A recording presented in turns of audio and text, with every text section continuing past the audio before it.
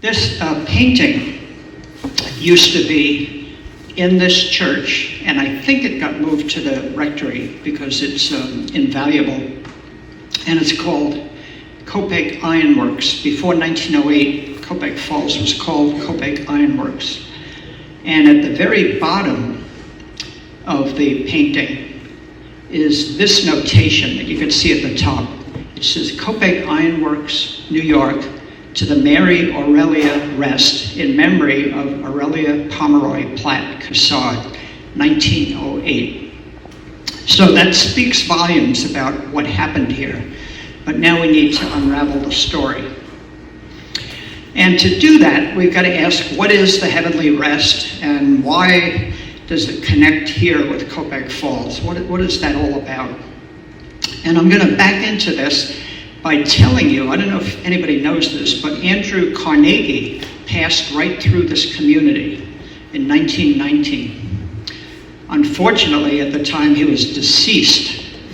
He was living up in West Stockbridge at someone else's mansion, Anson Phelps Stokes mansion, and he died up there, and they decided the quickest way to get him back to New York City was by bringing the body to Hillsdale and then coming down the New York and Harlem train, which passed right through Copake Falls, and then through Millerton, Amenia, et cetera, into Grand Central Station.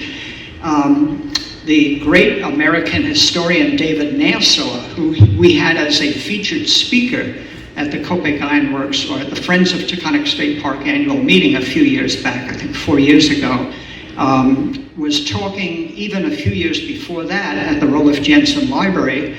And I knew him just a little bit, but I went up and introduced myself to him, and I reminded him that Carnegie, because he was going to talk about his book on Andrew Carnegie, I reminded him that Carnegie came through the area, and he said, come with me. And then we quickly went to the front, and we had to get a copy of his book right off the shelf in the library, because he wanted to show people how relevant it was. Now, why do I even bring up Andrew Carnegie? Because his widow purchased land that she sold to the Church of the Heavenly Rest in New York City, and that's where the current Church of the Heavenly Rest exists. It's on the corner of 5th Avenue and 90th Street, the southeast corner. This is what it looks like. It's an architectural masterpiece. It was designed by, some people say Bertram Grosvenor Goodhue, who's a very renowned architect, but his successor firm, Mayers, Murray, and Phillip, actually did the design work. And the very specific architect that designed it was a fella by the name of Hardy Phillips. And he actually spent a good number of summers at his summer home in Hillsdale. But if you look at this picture, first of all, you may see there's a double-decker bus here. Pictures taken around, I'm guessing, 1930, 31. This is now the National Academy of Design, but it was the Archer Huntington townhouse. Just south of that, it wasn't there in 1930, but just right beyond that is the Guggenheim Museum. If you go the other way, north on 5th Avenue, you'll see the Carnegie Mansion, which today is the part of the Smithsonian Institute. Cooper Hewitt, thank you. And then right across the street from the Cooper Hewitt Museum is the Otto Kahn estate or mansion. Otto Kahn, to this day, built the largest building on all of Long Island, Oheka, down out in Cold Spring. His mansion turned out to, over time, become the Convent of the Sacred Heart, where a lot of the Kennedy kids went to school. Lady Gaga went to school there. And then beyond that is the Felix Warburg Mansion up on the next block, or maybe one more block up, and that's now the Jewish Museum in New York City. So this is a really illustrious piece of land here. The architect of this building also designed it so that it was supposed to be sculptured on the front by some very renowned sculptors like Melvina Hoffman and Lou Laurie. Both of them did a lot of stuff at the Rockefeller Center, but it never materialized. So in a profound sense, it's an incompleted building. There's a couple of other accolades to this building. Gloria Swanson's ashes are interred there. It's got Guastavino tiling. That may not mean much to many people, but in New York City, Guastavino tiling is very, very special because it's a rare type of Catalan tiling that enables large domes to be built, like at the Cathedral of St. John the Divine and Low Library and Columbia's campus. So this has a lot of interesting features like that. When I did some of my research, I was looking at some etymology. I thought heavenly rest might have been a phrase that came out of some poetry, Tennyson or Wordsworth or somebody. That turned out to not be the case. I thought maybe it came from the Bible. That turned out to not be the case. And I thought maybe it came out of Alexander Pope's writings or maybe John Milton, and none of that worked out. But curiously enough, they filmed a movie on the roof of this church called Devil's Advocate with Keanu Reeves and Al Pacino. And Al Pacino played the part of the devil, but in the movie, he's known as John Milton. So I think the screenwriter was just being a little bit cute with the name there. So, but this is the fella that begins it all. In 1865, right after the Civil War is over, there's a number of soldiers that fought in the war that came from New York City, and they decided they wanted to honor their brethren with a new church that they would call Heavenly Rest.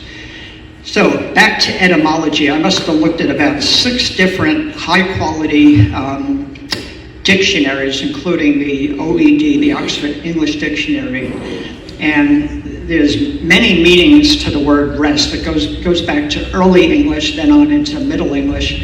But about the 12th meaning, as I remember correctly, had to do with a cessation of war.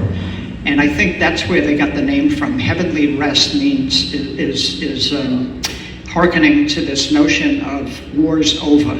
Or to quote Grant, let us have peace. This is just enough. And I think that's how they came up with the name. So you may be curious to see what did the first church even look like? Let's take a look at that. Here it is. It gets constructed by 1868. That's it in the middle. In fact, the front part is pretty tall, which led a lot of people to write. They put this in the newspapers a few times. We get the heavenly, but where's the rest of it? And the rest of it is behind that. This is on 5th Avenue between 45th and 46th Street. And I can tell you that inside, behind that, was an absolutely superb, magnificent church with Italian marble and a baldacchino over the high altar.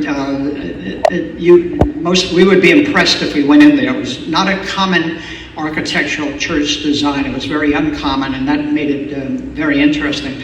When they widened 5th Avenue in 1908, they had to take off the portico there. You could see that entranceway coming up. Curiously enough, the church was known for the wealthy people that lived in the neighborhood. In due course, only 10, 15, 20 years later, the Vanderbilts, the Whitneys, all the heavy rollers in New York City all lived in this parish here. Chester A. Arthur's funeral was here. All sorts of notable people connected with the church. But the thing everyone looked forward to, maybe before the Easter parade phenomena on 5th Avenue occurred, was Squadron A. They had about 60 soldiers who formed Squadron A, and they would march from Madison Park downtown up 5th Avenue to a musical piece called Squadrone March, and they marched right into the church through the portico, and if you were lucky enough to be in attendance inside the church, you saw them come in, and there were rounds of applause and cheers, and it was a simple but elegant way of celebrating the spirit of wars behind us, etc., etc. The architect of this church is interesting. It's Edward Tuckerman Potter. If you recognize the name Tuckerman, maybe Tuckerman's Ravine, or Tuckerman flows through a few things with Harlem and New England, but Edward Tuckerman Potter also did the Mark Twain House in Hartford, if anybody's been there. He's done one of my all-time favorite buildings up on the Union College campus in Schenectady, and that's the Knott Memorial, the library, which is really the radius, the centerpiece of the campus.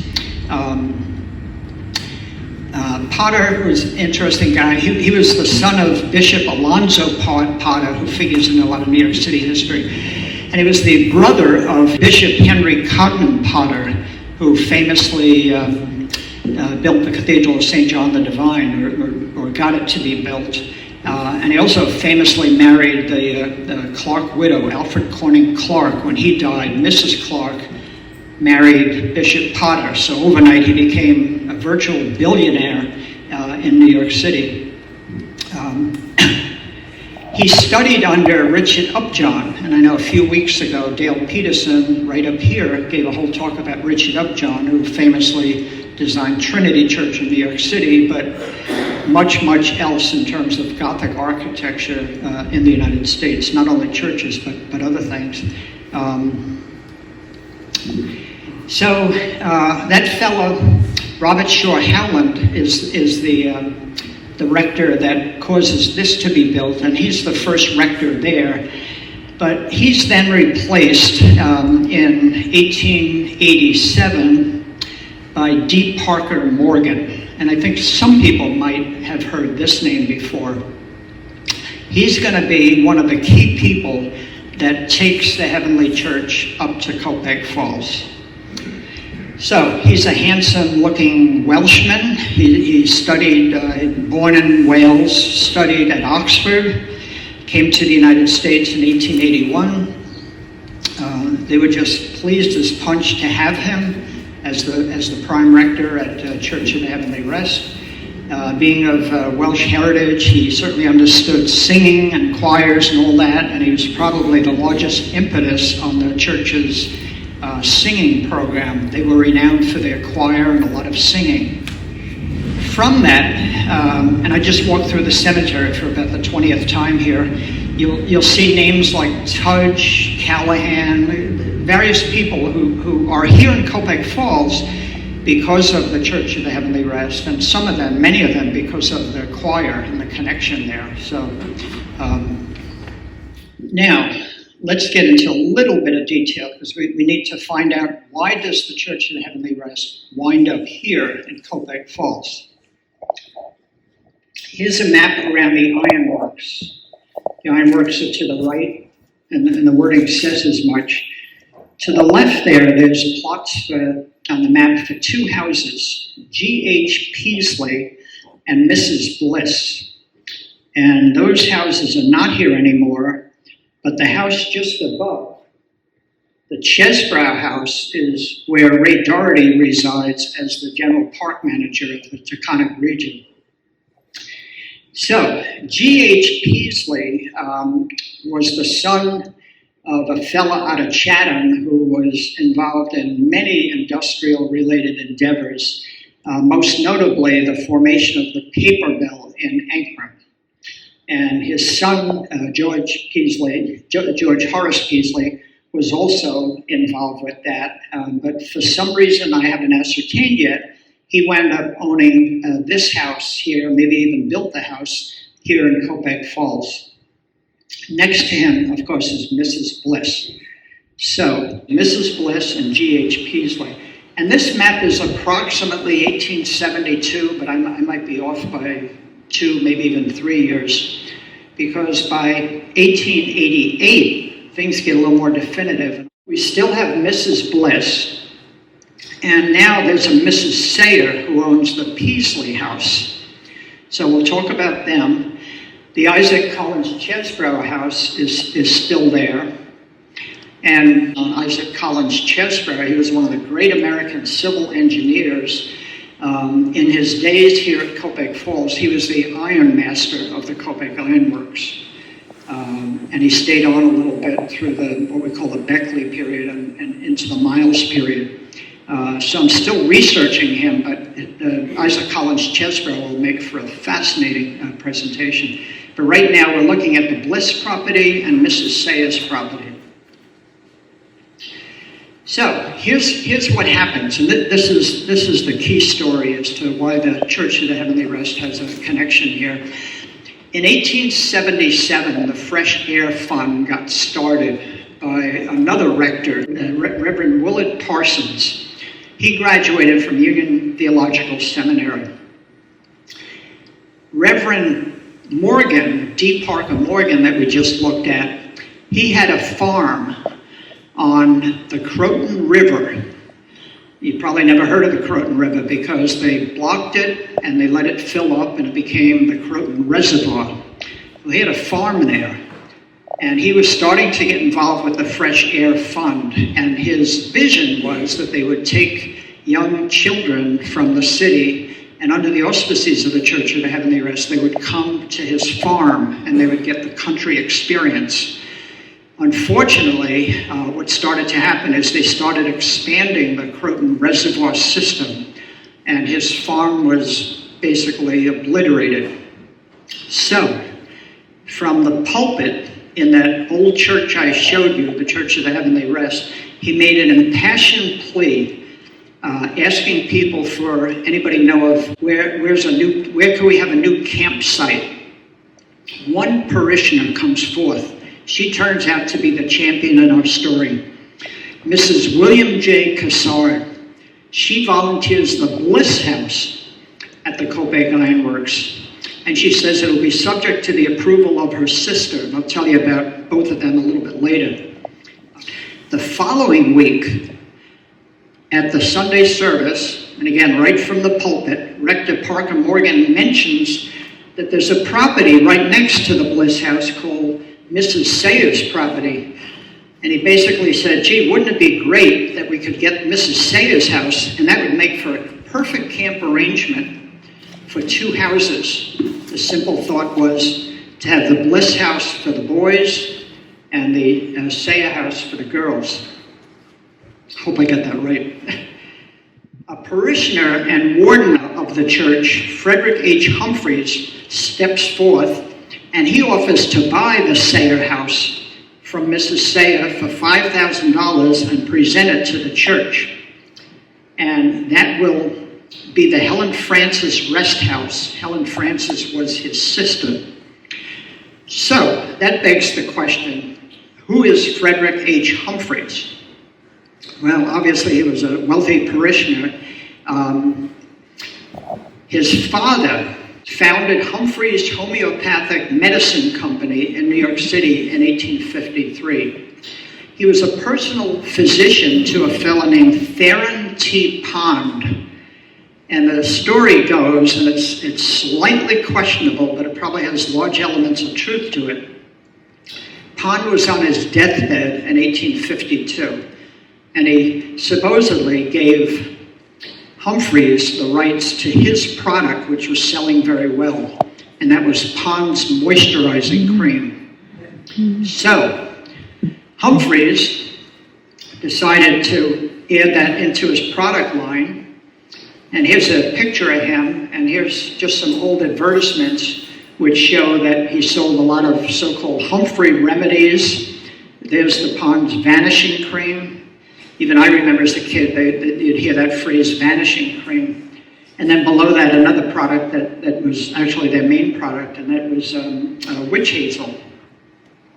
So tremendous fortune from the Humphreys because of these products. And it reminds me, too, of some other people that made some serious money from pharmaceuticals. Samuel J. Tilden, who ran for president and won the popular vote and everything from up north in New Lebanon.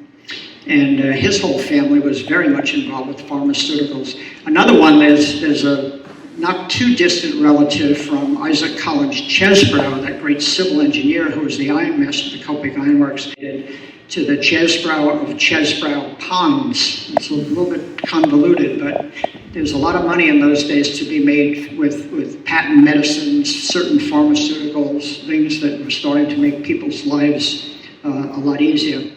So he bought the Sayer House of Frederick H. Humphreys. He was the son of Frederick K. Humphrey.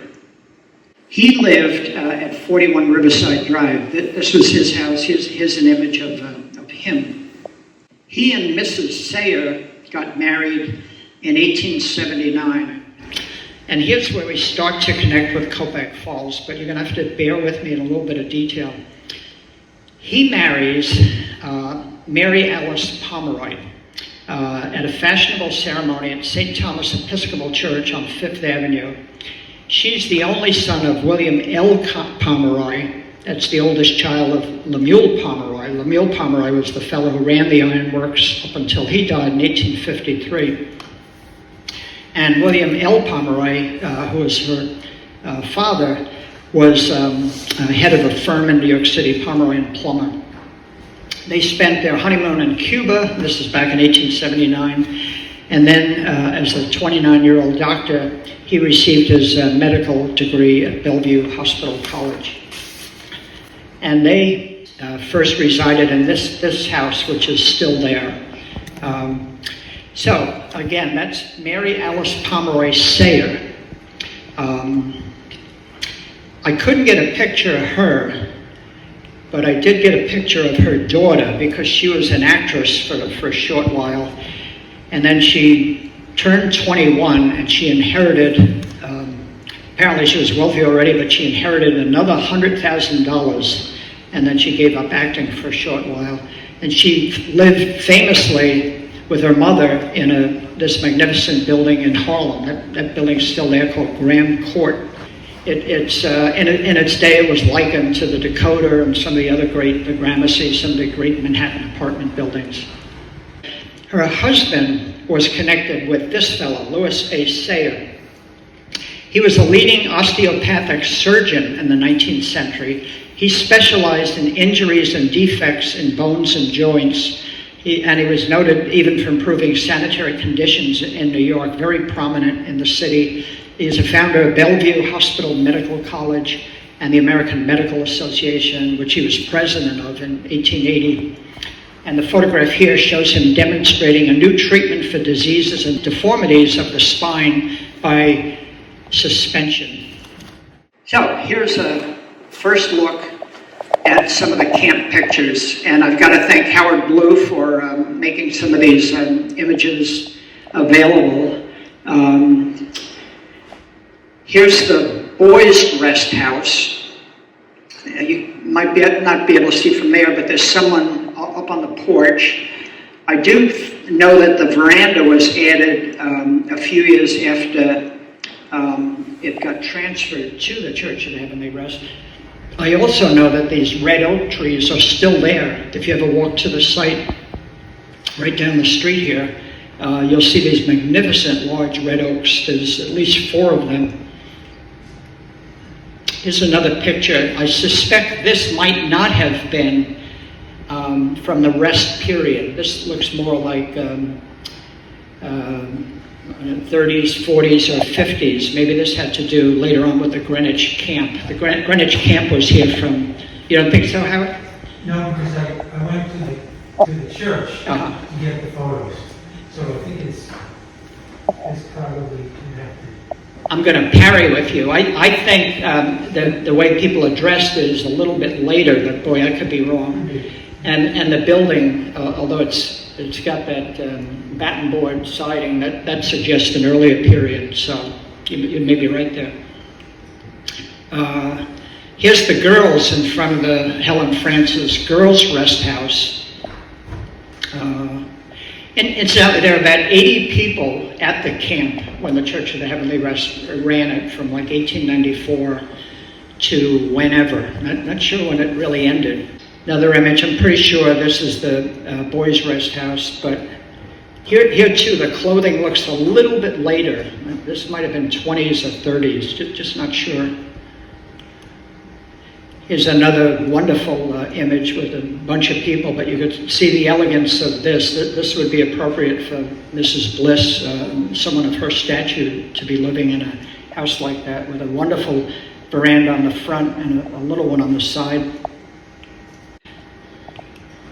And this looks like an interior, and they did have at least one kind of ballroom size room from what little I've read, and that may be it. This is a dark photo, but this shows the girls' restroom. And I think the building that's kind of faded on the left side is the boys' restroom that would be to the east. What I found incredibly helpful to begin to sort that in my mind was yesterday I just took pictures of the diorama in the visitor's center at the Copake Ironworks. And this is just Jim Mackin with his cell phone peering down on the diorama. Here's the girls' rest house here. There's the boys' rest house down there. That's the Isaac Collins Chesbrough House, which is today the regional park manager. The one other building that is extant here is the Link House.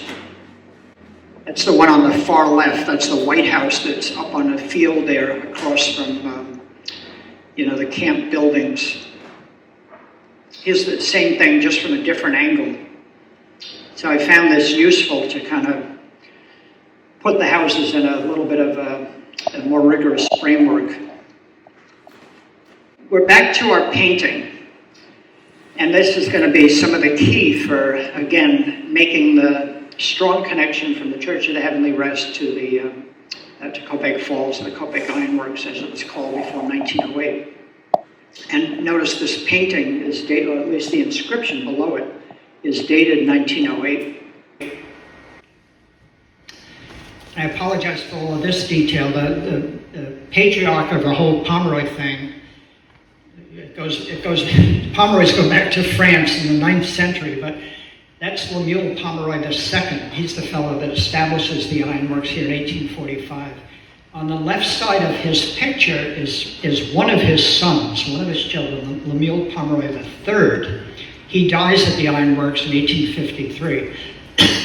He marries Aurelia Hollister, so she becomes Aurelia Hollister Pomeroy. And I've put extra size on the word Aurelia because that Aurelia and the Mary down below is the name of the rest, the Mary Aurelia Rest.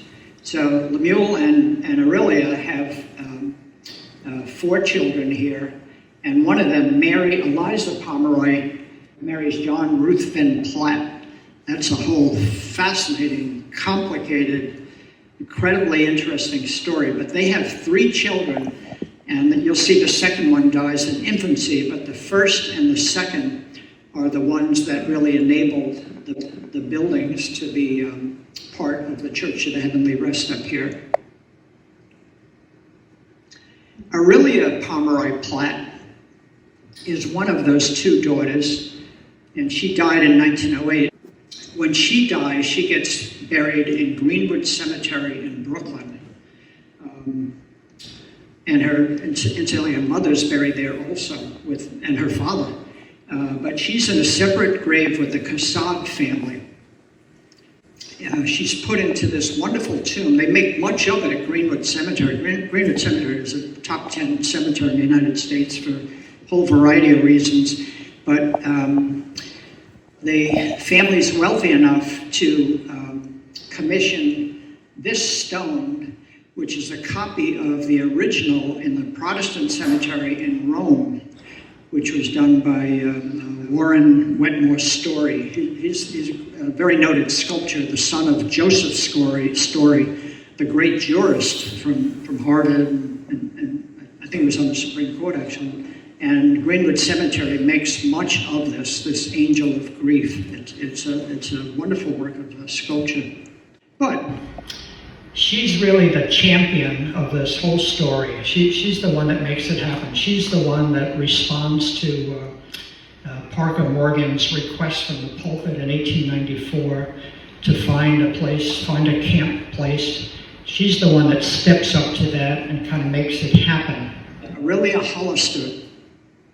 After her husband, Lemuel Pomeroy III, died in 1853, she married a fellow named Judah Lee Bliss in 1854. So she becomes Mrs. Bliss. Judah Lee Bliss, her second husband, was a physician like his father, studied medicine at Berkshire Medical College in Pittsfield, but didn't practice. He was a merchant in Canada and the U.S., and back in 1830 he went to Natchez, Mississippi, where he taught school there in the wilderness for about 20 years. He survived her, but she's the Mrs. Bliss that carries through all of this.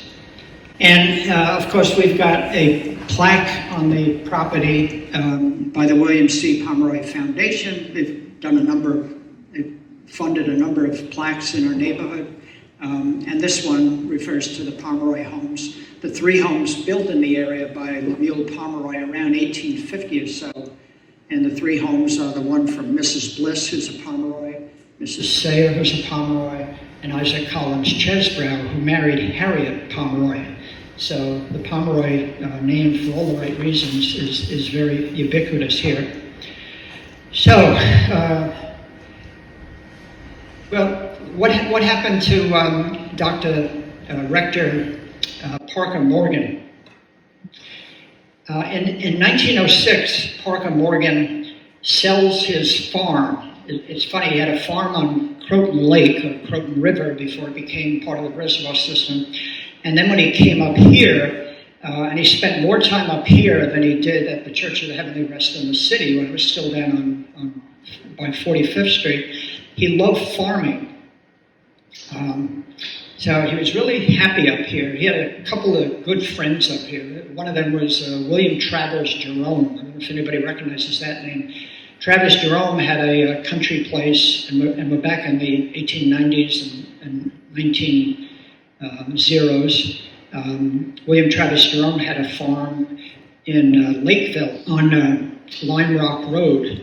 William Travers Jerome was New York County District Attorney at the time. 3 years later, he would go on to prosecute the killer of the architect Stanford White. William Travers Jerome also was the nephew of Leonard Jerome, a great financier in New York City, who owned the New York Times for a while, built a lot of the elevated railways, and his daughter, Jenny Jerome, married Winston Churchill. So William Travers Jerome, again, a close friend of Parker Morgan, was actually a cousin to Winston Churchill. But Parker Morgan sold his farm in 1906 to John Lott Wyckoff of Jamaica, Long Island. The Wyckoff is a very common Dutch name in the early history of Brooklyn and Long Island generally. So Parker Morgan retires in 1906, but they want him in Sharon. So he moves to Sharon. He becomes the rector of the Christ Church there. That's still there, actually. And he's buried there. He dies in 1915. He's buried in the Hillside Cemetery, which is curious because in that cemetery there's some of the Weed family, Weed mine down the block here, and some of the other iron barons from that whole area. Incidentally, I'm just digressing on, we've lost 2 great local historians in the last few weeks. One was Ed Kirby, who wrote the book on iron history in our iron heritage area of Lakeville, Copake Falls, Sharon, etc., Salisbury. He passed away at age 93. And then just a few days ago, of course, we lost Ruth Polanka, who did a lot of very, very local history in Columbia. I'm sure I've read everything she's written. So before I go to the last slide, let me say this. So what happened with the Heavenly Rest site here in Copake Falls? Well, not much. You know, I mentioned before that the property got used later by the Greenwich House people. Greenwich House is one of the many famous settlement houses that started Lower Manhattan, typically Lower East Side, by Mary Sinkovich.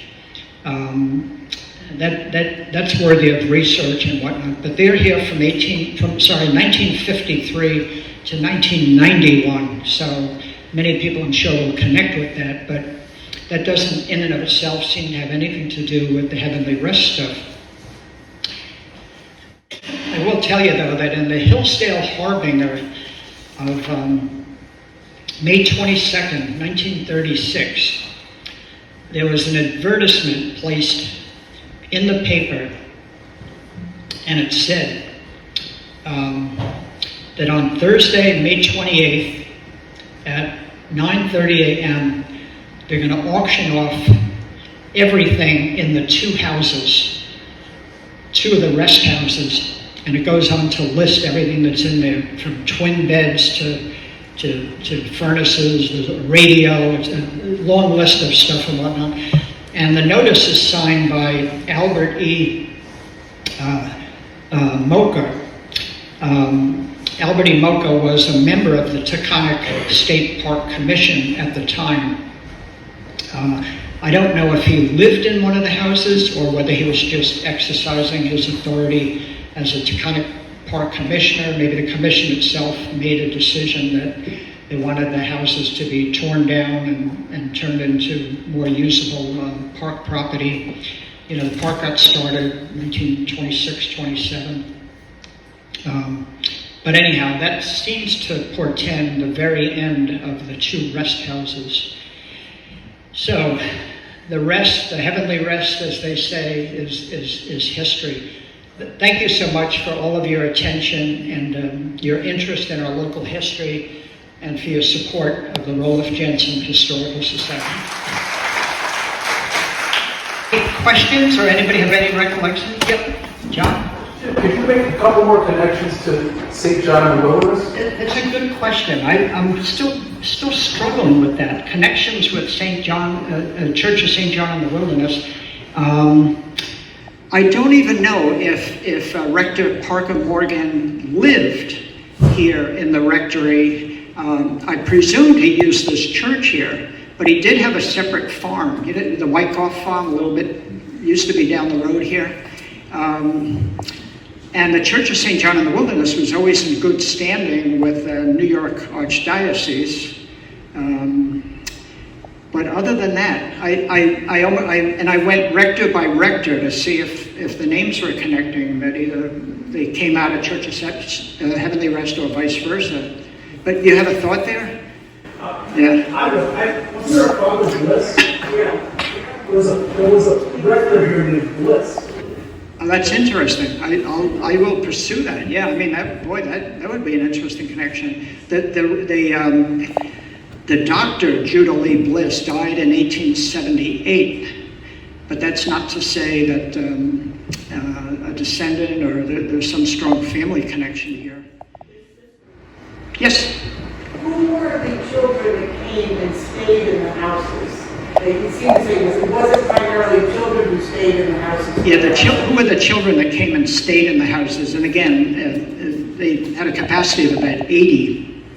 Presumably half boys, half girls. Rich kids would go to their family's country property, but the poorer kids in the parish, and they had enough of them to come up here. And the convenience of the train, and the train's up here from 1852. So again, I thank you all so much for coming, and enjoy the rest of your weekend.